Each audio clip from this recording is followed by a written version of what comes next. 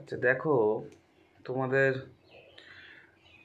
WBPSC assistant master এবং মিস্ট্রেসের যে gazette নোটিফিকেশানটি বা গেজেট আকারে যেটি প্রকাশ হয়েছে, ইন ডিটেলসে তোমাদের কাছে আলোচনা করছি এবং ইন ডিটেলসে তোমাদের কাছে একটুখানি পুরোপুরি তোমাদের একটা কীভাবে কী রকমভাবে তারা এক্সামিনেশানটা কন্ডাক্ট করবে, যেহেতু গেজেট আকারে সেটা প্রকাশিত হয়েছে সেটা বলে দিচ্ছি।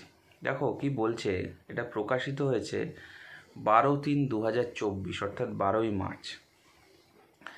In exercise of the power of the conferred of the provision of Article 309 of the Constitution of India and in supersession of all earlier notification on the subject, the Governor is pleased to hereby make the following rules regulating recruitment for the post of assistant master and mistress from class 9 to 12, excluding the assistant master and mistress in physical education in government high school, government model schools, national integrated government schools under backward region grant fund scheme and government integrated school in West Bengal in subordinate areas.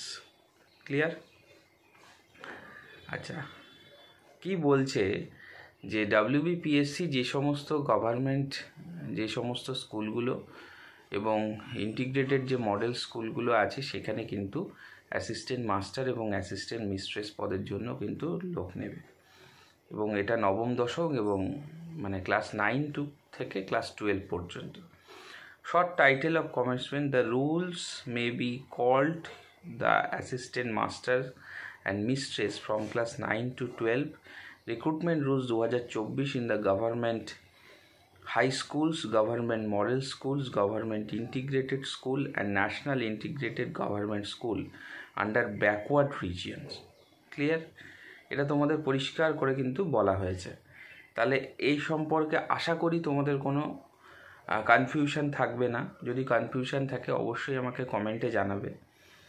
ওকে, এবার বলছে method of recruitment: by selection, direct recruitment on the basis of result of a written examination followed by a personality test to be conducted by the public service commission West Bengal department candidates may be eligible may apply for the said post. Okay, তো এই যে সমস্ত এক্সামিনেশনগুলো মানে WBPSCর এখানে একটা written examination হবে, সেই এক্সামিনেশনে যদি তোমরা কোয়ালিফাই করো তাহলে তার পার্সোনালিটি টেস্ট হবে, অর্থাৎ পার্সোনালিটি টেস্টের উপর তোমার ফাইনাল সিলেকশন। তারপর যে সমস্ত রিক্রুটমেন্টের ক্ষেত্রে যে সমস্ত ক্রাইটেরিয়াগুলো থাকে, সিটিজেন অফ ইন্ডিয়া, NCT অর্থাৎ NCT যে রুল অনুসারে তোমার যে যোগ্যতা সেটা থাকতে হবে NCT রুল অনুসারে। At the time of submission of application, the candidate for recruitment he must process the minimum qualification prevailing at the time of advertisement as prescribed by NCT to subject for relaxation if any allowed by NCT or Ministry of Human Resource. Clear? এইটা নিয়ে আমি আর বলছি না। আর age relaxation বা rule সম্পর্কে যে systematic বা পদ্ধতি আছে সেই সম্পর্কে তোমাদের আশা করি নলেজ আছে, যেহেতু তোমরা স্কুল রিলেটেড অ্যাক্টিভিটি বা টিচিং প্রফেশনটা বোঝো। আচ্ছা, age of direct recruitment 36, not more than 36 year, অর্থাৎ 36 এবং SC ST যে সমস্ত রুল পেয়ে যায় অর্থাৎ 3 বছর 5 বছর 3 বছরের যে সেই হিসেব মতো এলিজিবল হবে।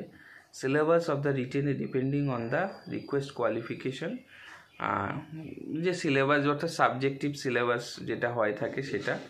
আচ্ছা, কোয়ালিফাইং মার্কস সেটা একটা কাট অফ থাকবে, সেই কাট অফের উপরে যত ভ্যাকেন্সিস থাকবে তার উপর কাট অফের রেসপেক্টে কিন্তু সেটা কোয়ালিফাই হয়।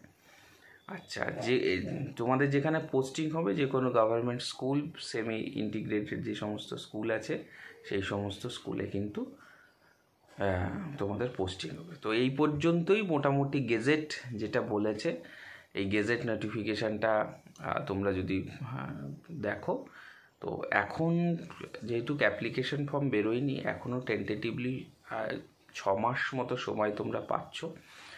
তো এরপরে কিন্তু রিক্রুটমেন্ট যেহেতু চালু হয়ে যাবে বা অ্যাপ্লিকেশন নেওয়া কিন্তু শুরু হয়ে যাবে। তো এখন থেকে প্রিপারেশান নাও, পড়তে থাকো, যাতে করে আগামী দিনে যখন পরীক্ষা হয় যাতে পরীক্ষাটা ভালো দিতে পারো, তার প্রিপারেশানটা এখন থেকেই নিতে থাকো।